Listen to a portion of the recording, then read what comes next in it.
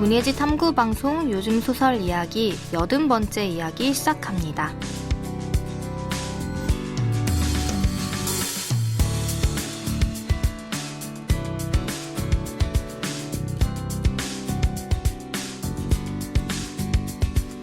안녕하세요. 저는 KBS 1라디오에서 라디오 프로그램 제작하고 있는 이주영입니다. 네, 안녕하세요. 저는 해방촌에서 문학서점 고요서사 운영하고 있는 차경입니다. 네, 저희 오늘은 리터를 들고 왔는데요. 2020년 2월 3월호예요. 저희가 그동안 늦게 소개를 본의 아니게 했던 것 같은데 개간지 같은 경우에 특히 겨울호들 네, 이번에는 상당히 빠르게 네, 2, 3월호를 구해서 저희가 들고 왔고요. 이 안에서 김병훈 작가의 신작 소설 기다릴 때 우리가 하는 말들 이야기 한번 해보도록 하겠습니다. 일단 리터 28호는 커버 스토리 항상 여기 저희 주제를 잘 잡는다고 몇 번 얘기했던 것 같은데 이번에는 유튜브 내러티브라고 여전히 가장 힙한 이야기, 핫한 이야기 들고 와서 일단 되게 흥미로웠는데 제가 에디터스 노트에서 발췌한 이야기를 좀 들려드리면 유튜브 세계에서는 어떤 이야기가 흥하고 어떤 이야기가 망할까? 그러니까 저희가 평소에 생각하는 어떤 내러티브나 서사의 방식이 유튜브에서 통하기도 하고 통하지 않기도 하는데 그 내러티브 관점에서만 발견할 수 있는 유튜브의 표정에 대해서 이야기해보고 싶어서 이런 기획을 마련하신 것 같고요. 그래서 관련한 플래시 픽션은 장유진, 이선진, 김홍 작가가 써주셨고 그 밖에 강유미 씨 되게 유명하잖아요. 저는 그렇게 열심히 보진 않았는데 강유미 씨의 유튜브 채널이나 가짜 사나이나 미임사 TV나 이런 유튜브 채널에 대한 분석 그런 에세이들이 실려 있고요. 그리고 좀 재밌었던 게 정용준 작가가 또 여기도 에세이 코너에 소설 만세라는 제목으로 이제 일종의 창작 노트라고 하는 소설 이야기 연재를 시작하셨더라고요. 그래서 정영준 작가의 에세이를 악스트에서도 보실 수 있지만 리터에서도 만나보실 수 있습니다.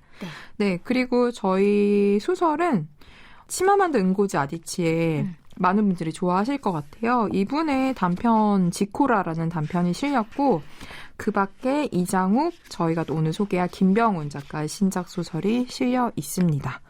시 같은 경우에는 박상수, 안지은, 안태훈, 장수양, 한강 작가님이 시를 실으셨는데 한강 작가님 시가 궁금해서 바로 읽어봤었어요. 네. 근데 정말 한강 작가님 같았어요. 이렇게 말하면 너무 죄송하지만 코트와 나라는 작품이랑 아주 작은 눈송이라는 작품인데 한강 작가님 좋아하시는 분들 많으니 리터 혹시 보시게 되면 꼭 챙겨보셨으면 하는 마음에서 말씀드렸습니다.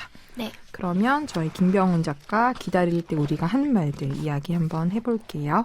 김병훈 작가 저희 멀지 않은 지난 시간에 소개를 한번 해드리긴 했는데 이번 호에서도 굉장히 인상 깊게 읽어서 다시 좀 소개를 하고 싶다라는 생각이 들었고요.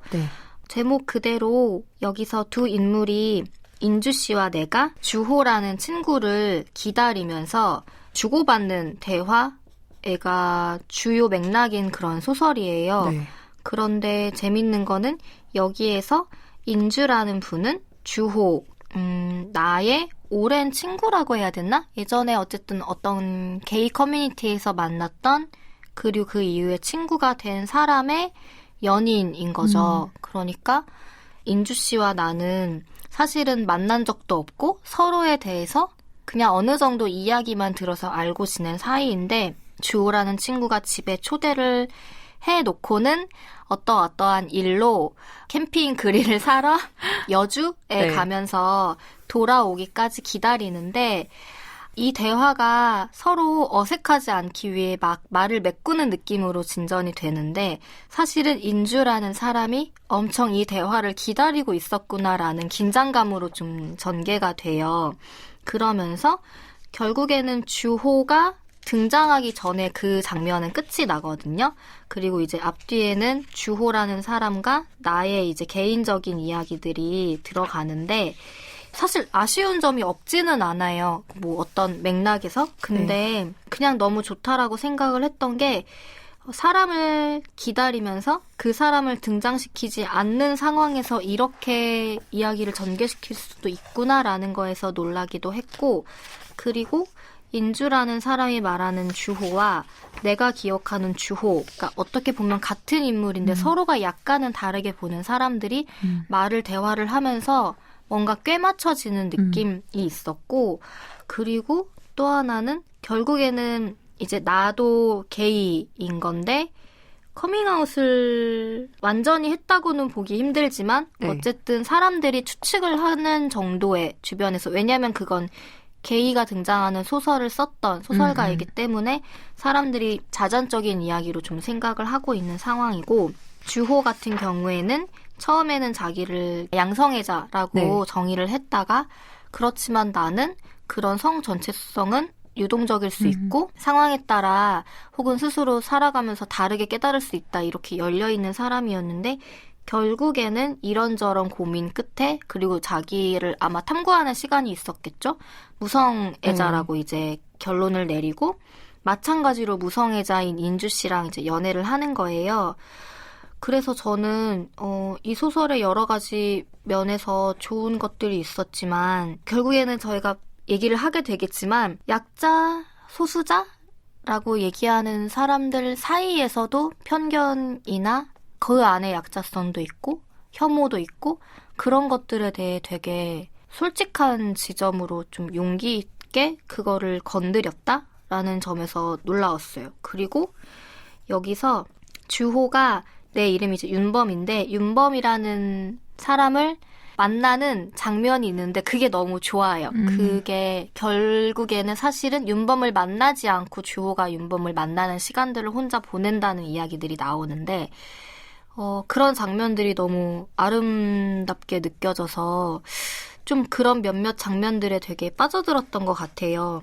그리고 사실 아쉽다고 한 점은 다른 건 아니고 인주라는 캐릭터가 살짝 덜 쓰인 느낌이어서 약간 좀 마음이 가긴 했었거든요. 그래서 인주의 이야기나 마음을 조금 더 들었으면 좋겠다라는 생각이 아쉬운 점으로 남긴 했지만 근데 이 윤범과 주호 두 인물의 이야기가 너무 인상적이었고 그거를 펼쳐가는 방식도 굉장히 저한테는 새롭기도 하고 저번에는 김병우 작가님 소설 다룰 때 얘기를 하다 보니까 독특한 전환점들이 있다라는 걸 깨달았지만 이 소설은 읽으면서 살짝씩 그런 아주 뭐 집에서 거실에서 테라스로 옮겨가거나 그런 아주 작은 전환들인데 거기서 뭔가 분위기가 달라지고 대화가 달라지고 오가는 긴장감이 달라지는 게 되게 재밌더라고요. 그래서 그런 것들을 좀 소설을 되게 풍성하게 만들어주는 느낌이라는 생각이 들어서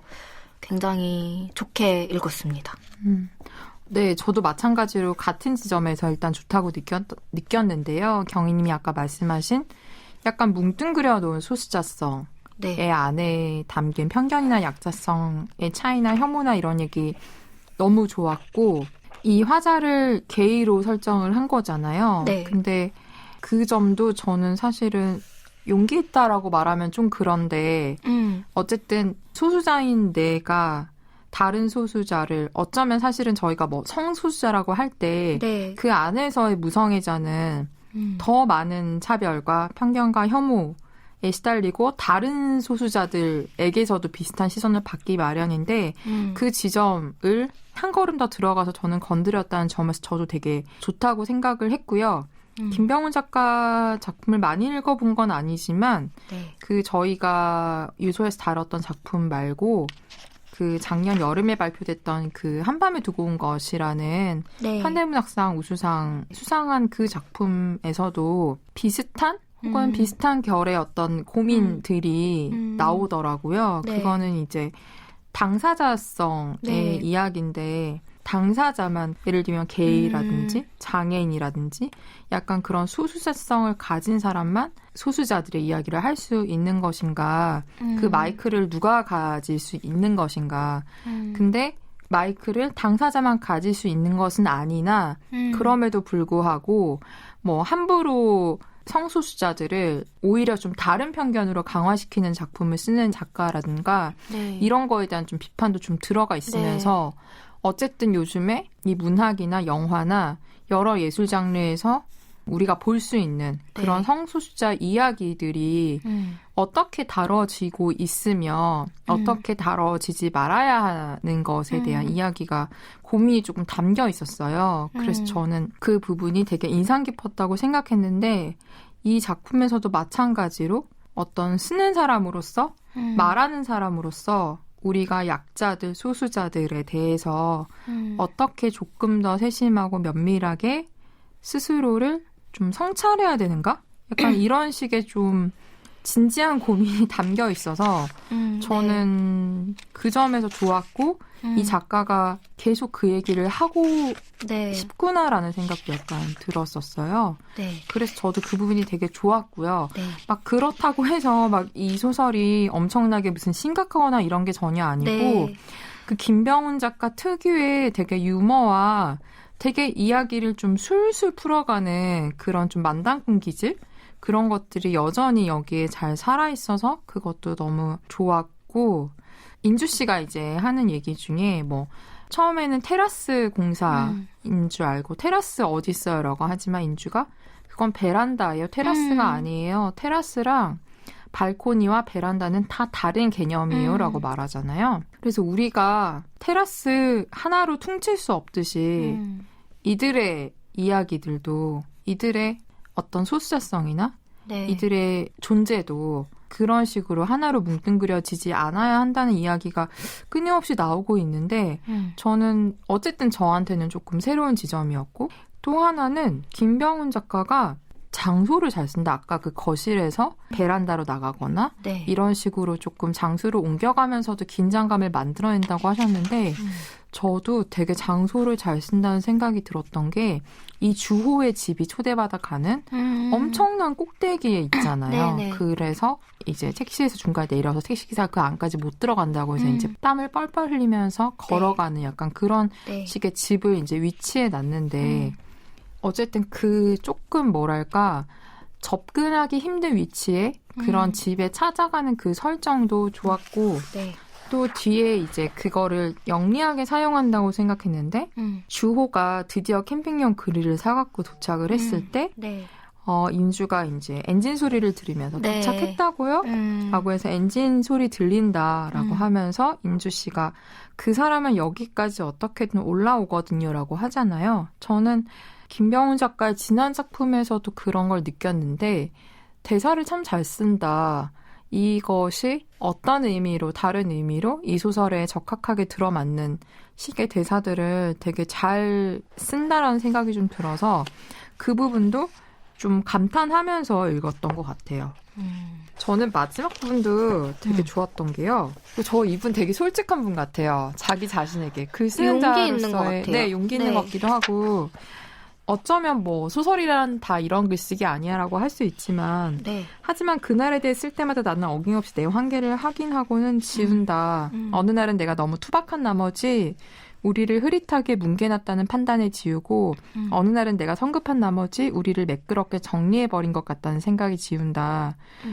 그런 실패들을 이야기하면서 그래도 인주 씨는 나에게 이제 쓰면 좋겠어요라고 한결같이 말을 하는데 사실 실패가 예정돼 있는 글쓰기인데 그럼에도 불구하고 쓰면서 저는 계속 이런 고민을 하는 게 막 우유부단하거나 그렇게 느껴지지 않고 정말 최선을 다하고 있구나라는 생각이 좀 드는 거예요. 그래서 약간 저도 물론 이 화자는 이 소설가는 이 화자지만 이 작품 안에서의 창조된 인물이지만 이 소설가에게는 내 이야기를 맡겨도 되겠다라는 약간 느낌이 들 정도로 글을 쓴다는 건 어떤 사람에 대해 쓴다는 건 이런 일이지라는 그런 느낌을 좀 줘서 저는 이 마지막도 되게 좋았어요.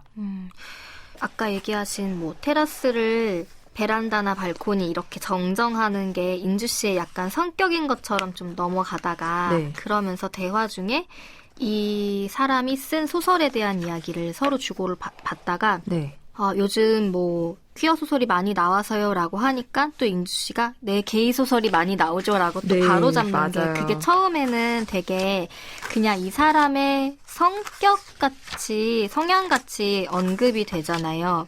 근데 결국에는 이 소설이 얘기하고자 하는 거에 대한 핵심이 인주 씨의 입을 통해서 나왔다는 생각이 들었거든요. 맞아요. 이게 되게 다시 다음에 읽히는 게 되게 좋죠. 네. 근데 그런 것들을 사실 곳곳에 되게 많이 무심한 듯이 적어놔서 다시 한번 다 읽고 나면은 되게 허투루 쓰인 문장이 없구나라는 생각이 또 감탄을 하게 되는 거예요. 그러거나 아까 막 장소를 잘 쓰시는 것 같다라고 생각한 것도 같은 집인데 분명 인주 씨가 이 집에 들어와 살지 않을 때의 방의 모습과 인주 씨가 들어와 살 때가 다른 방처럼 느껴진다거나 테라스에서 본 그 베란다라고 해야 되는 건가요?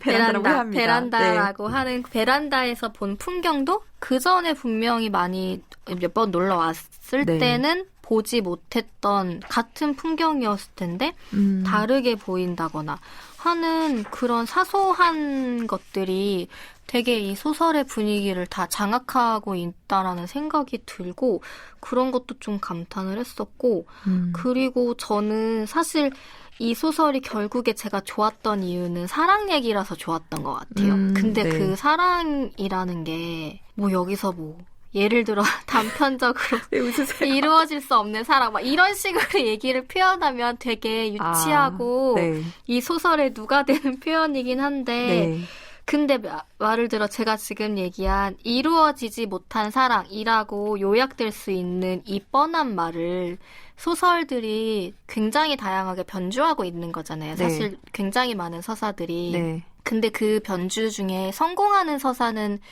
특히 이루어지지 못한 사랑에 대한 이야기는 이미 성공한 사례들이 너무 많고 그리고 나머지들은 다 그 발끝에 어떻게 가려다가 못 미치는 경우들이 많은데 근데 저는 이 소설이 그런 변주에서 성공적이라는 생각이 들었어요. 이게 어떻게 보면 뻔한 구도잖아요. 나랑 내 곁에 있었던 사랑을 나는 눈치채지 못했는데 누군가가 힌트를 엄청 줘서 깨닫게 되고야 그 사랑이 마는. 지나간 후에야. 근데 사실 아쉬운 거는 여기서 인주 씨가 설명을 너무 많이 해줘요. 근데 그것도 이해가 되는 게 이 화자가 너무 눈치가 없고 나도 이제 게이로서 어떤 예민함을 갖고 있는 사람이지만 굉장히 그 주호의 말들이나 행동에 대해 무뎠던 그리고 아닐 거야라고 생각한다거나 제일 문제가 그거였던 것 같아요. 그러니까 인주 씨가 말할 수밖에 없었던 이유는 무성애자가 어떻게 나를 사랑해? 네, 맞아요. 그거를 인주 씨가 직접적으로 말하잖아요. 얘는 못 깨달았을 것 같아요. 정말 미안한데 이 소설가한테. 이 화자의 소설가. 맞아요. 그러니까 인주 씨가 이렇게 설명을 하고 바로 잡아주는 거를 원래도 사실 민망할 수 있는 얘기라 저희 같은 경우에는 잘 바로잡지 않아줄 때가 있잖아요. 근데 이 인주라는 사람의 성격과 더불어져서 이 사람의 윤범이라는 사람의 약간의 무딤을 좀 이렇게 시원하게 만들어주는 그런 게 있는데 그런데도 인주가 주호를 하루 미행한 적이 있는 하루에 대해 얘기하잖아요. 근데 이것도 굉장히 사실 설명적이에요. 근데 저는 이 장면이 왜 이렇게 좋았는지 모르겠어요. 근데 저도 좋았어요. 왜 그런지 모르겠는데. 그리고 심지어 인주가 그 장면에 대한 그러니까 정의와 해석까지 덧붙여 주잖아요. 주호는 윤범 씨를 안 만났지만 만난 거예요 라고 알려주는 장면이 있는데 근데 그런 설명적인 거에도 불구하고 그 주호의 하루가 너무 좀 슬프기도 하고 아름답기도 하고 어떤 마음으로 저렇게 하루를 보냈을까라는 생각도 알겠고 주호의 마음을 따라가면 좀 많이 슬퍼지는 것 같아요. 그런 항상 뭔가 애수 같은 감정이 이상하게 소설에 있는데 그런 감정들도 사실 이게 좀 옛날 스타일의 감정으로 애수라는 마음 같은 그런 게 취급이 될 수도 있지만 이 소설이 그런 거를 저는 되게 세련된 방식으로 보여주고 있는 것 자체가 너무 좋았던 것 같아요. 그래서 사실은 어떤 막 그런 특유의 센스나 탁월함으로 소설이 되게 전개가 돼가는 거를 흥미진진하게 읽다가 그 주호의 하루를 쫓아가는 시선에서 그냥 이 주호라는 사람과 이 윤범이라는 사람이 결국엔 자신의 그런 무지함이나 무감각함을 네. 인정하고 마지막에 좀 힘있게 이 이야기를 어떻게든 나는 전달하고 받아들이겠다라는 태도가 조금 더 여운을 남겨줘서 그러니까 좀 강렬하게 좀 좋은 감정으로 소설을 기억하게 만드는 그런 게 있을 것 같아요. 그리고 사실 물론 이제 인주라는 사람이 어떤 역할을 해서 그 하루를 쫓아가는 걸로 이제 아예 설명을 해주기는 하지만 그럼에도 막 여기서 오히려 인주가 모른 척하고 그런 얘기를 했으면은 그것도 이상할 것 같기는 해요. 뭔가 막 윤범에게 계속 힌트만 주려고 하는데 윤범은 계속 이해를 못하고 저 사람이 저런 얘기를 나한테 왜 하지? 계속 이런 태도면은 그것도 이상할 것 같은데 앞에 이미 좀 미끼를 던지잖아요. 그때 주셨던 와인 너무 잘 마셨다라고 하는데 윤범은 와인을 준 적이 없고 그러니까, 이게 지금 인주 씨가 나를 떠보는 건가? 라는 거라든가 그런 것들이 어쨌든 되게 교묘한 장치들을 너무 잘 썼다라고 생각을 하지만 그냥 그 주호의 하루에서 읽는 제가 마음을 소설적인 것들 말고 그냥 그 마음 하나로 너무 이 소설이 좋게 기억될 것 같다? 그런 생각을 좀 했어요. 사실 그 끝에는 뭐 주호와 막상 만나서는 어떤 그런 얘기들을 하지 않잖아요. 오히려 네가 무성애자라는 거에 대한 자기가 좀 무뎠다. 그리고 심지어 저는 그 소설 자신이 쓴 소설 몇 쪽에 297쪽 뭐 이런데 저기 제세를 찍으려고 고칠 부분을 찾다가 내가 어떻게 이런 말을 쓸 수가 있지라고 하는 장면이 나오는데 이게 굉장히 대표적인 의식하지 못하는 혐오의 말일 수도 있겠구나. 무지에서 비롯된 무성애자면은 사랑을 할 수 없다라고 생각하는 근데 이거를 되게 저는 부딪히는 편견들이라고 생각을 했었거든요. 왜냐하면 무성애자라고 했을 때 그러니까 성애에 관심이 없는 거잖아요.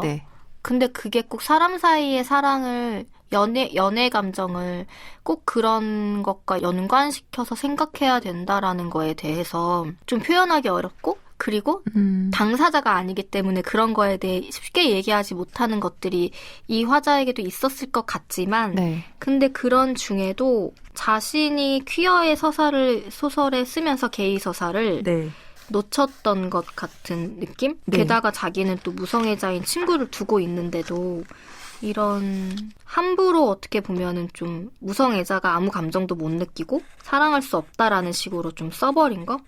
그런 거에 대한 자기의 충격적인 부분들도 되게 그냥 하나의 문장이지만 하나의 단락이지만 그냥 이게 좀 그렇게 비교하면 그렇지만 뭐 예를 들면 선량한 차별주의자라는 책에 나오는 그런 것처럼 그런 거를 굉장히 정확하게 짚어냈고 근데 그거를 이야기하는 스스로도 사실은 소수자이고 그런 것들이 자기 변명하지 않는 게 되게 좋았던 그런 것도 있는 것 같아요. 맞아요. 자기 변명하지 않고 되게 쿨하게 나 진짜 미친 거 아니야? 이런 걸 내가 쓰다니? 약간 이렇게 확 말해버리잖아요. 되게 인정하기 힘들 것 같은데 왜냐하면 우리가 몰랐어라는 말을 하잖아요. 만약에 내가 한 혐오 표현이 있는데 몰랐어 미안해 라는 건데 사실 몰랐어가 모르면 그렇게 말을 하지 말아야지. 잘 모르는 부분에 대해서는 그런 말을 하지 말아야지. 왜 그거를 언급을 함부로 해놓고 이게 상처가 될 거라고 생각 못했어? 라고 상처가 안 될 거라고 확신이 있어야 말을 하는 게 맞는데 약간 알 수 없는 대상을 이제 혼내고 있는데 그런 마음이 저한테도 좀 들었어요. 그래 몰랐어라는 게 핑계가 될 수 없는데 근데 몰랐어라는 말을 하지 않잖아요. 그래서 좋았어요. 맞아요. 이 윤범이라는 사람은 그러지 않는구나 라는 생각을 해서 인주가 좀 직설적이기도 하지만 저는 그래도 인주가 좋았던 게 그러니까 너무 도구적으로 쓰지 않았나라는 말씀도 하셨지만 그래도 인주가 이렇게 툭툭 말을 뱉으면서 이제 서사가 전개가 되는데 저는 그 뒷부분에 또 이렇게 말을 하잖아요. 오늘 우리가 만난 얘기 쓸 건가요? 갑자기 쫄아가지고 그거 안 쓰려고 이랬더니 갑자기 인주가 쓰면 좋겠어요. 우리에 대해 쓰면 좋겠다고요. 그럼 5,000명은 보는 거잖아요. 이제 이 소설가가 내 책이 한 5,000명한테 팔렸다라고 이제 약간 과장해서 얘기를 하니까. 그래서 약간 한 발 물러나서 난 당사자도 아닌데 라고 물러나니 인주 씨가 아니에요, 윤범 씨, 제가 말씀드린 건 우리요. 저에 대해서가 아니라 우리에 대해서요. 그게 어떻게 내 얘기예요? 우리 얘기지라고 하는 것도 저는 그 대사도 되게 좋았거든요. 네네네. 왜 나를 이렇게 나를 대상화해서 나와 다른 사람, 선 그어서 나는 저 사람을 쓸 수가 없다가 아니라 우리는 이미 이 대화를 통해서 이 공유된 맞아. 거에 대해서 써달라는 거지. 너는 왜 나를 여전히 그렇게 바라봐. 우리 얘기를 써줘라고 하는 게 되게 직접적으로 들릴 수 있지만 저는 되게 힘있게 와닿는 말 같기도 했어요. 당사자성이라는 말이 어쩌면 좋은 핑계로 쓰이고 있다라는 거에 대한 맞아요. 좀 날카로운 지적까지는 아니지만 한번 꼬아서 다른 관점에서 보게 만들어주는? 그러니까 예를 들어 이성애자가 퀴어인 친구의 이야기를 쓴다.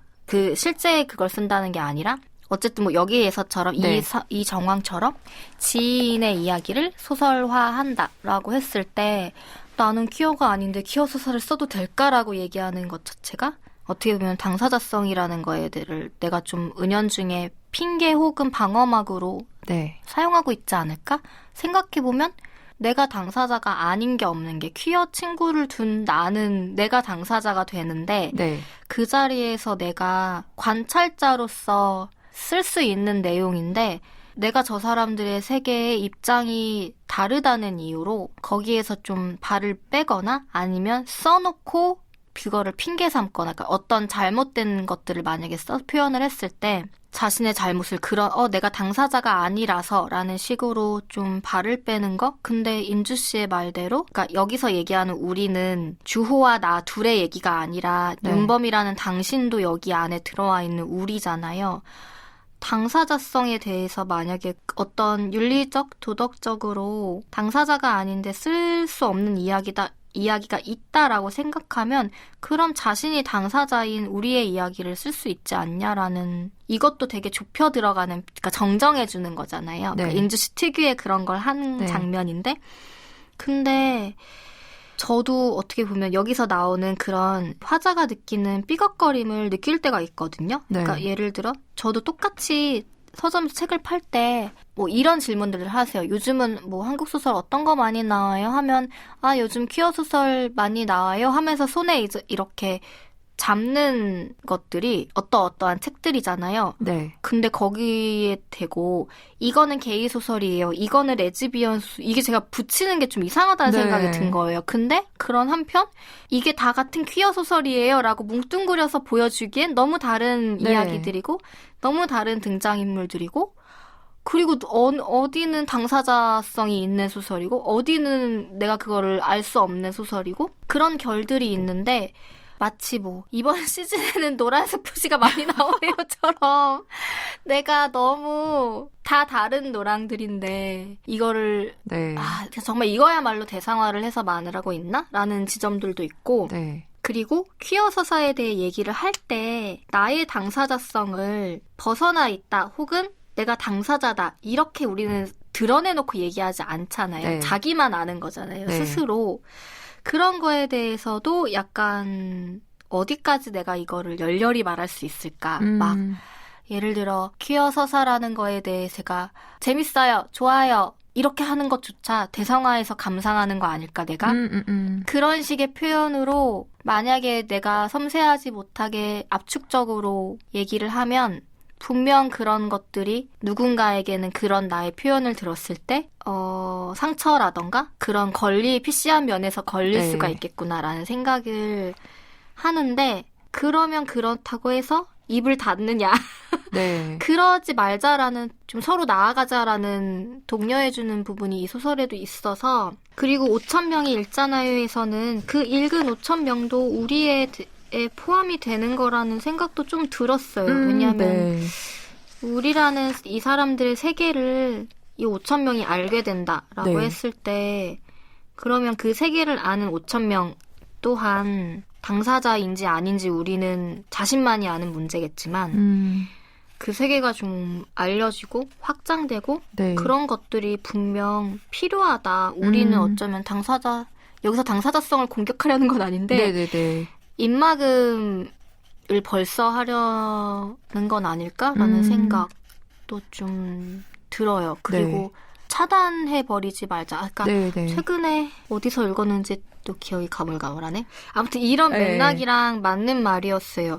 내가 어떤 당사자가 아니기 때문에 말할 수 없다라고 지워져 버리는 것 자체가 그리고 또한 당사자들도 너는 당사자가 아니니까 우리의 세계를 이해할 수 없을 거야 라고 차단해버리는 거. 그게 어떤 방어든 공격이든 그런 말을 하는 거에 대한 맥락도 충분히 헤아릴 수 있는 부분이지만 네.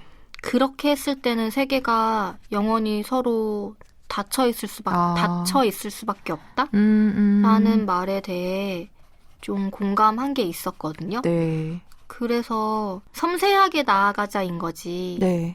아니면 말하지 마라고 오해하고 그렇게 받아들이면 안 된다라는 이야기를 좀 해줬던 글을 읽었던 기억이 있어요, 최근에. 근데 되게 일맥상통하네요, 이 이야기랑. 네, 그것도 어떤 그분의 통찰을 제가 개인적으로 읽었던, 그러니까 발표되지 않은 글이기는 한데, 그러니까 지면에서 제가 느꼈던 어떤 논쟁의 결론이 항상은 아니고, 특히 이제 SNS에서 글로 논쟁이 붙을 때, 벌어질 때, 내 일에 대해서 함부로 말하지 마세요. 당신은 나의 사정을 다 모르잖아요. 라고 얘기를 해버리면 거기선 사실 할 수 있는 이야기가 없다라는 거를 좀 많이 느꼈고, 물론 우리가 모든 사람과 대화를 다투고 해야 되는 건 아니지만, 모두의 어떤 상황에서 내 일에 대해 네가 함부로 얘기하지 마라고 했는데 사실 그게 함부로 얘기한 게 아니라 어떤 논의를 위한 발언이었는데 거기다 대고 너는 이 세계 모르잖아, 입 닫아 라고 해버리는 걸 사실 좀 많이 보고 있는데 네.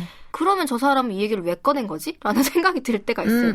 결국엔 너만 아는 이야기를 입 다물고 들으라는 건가?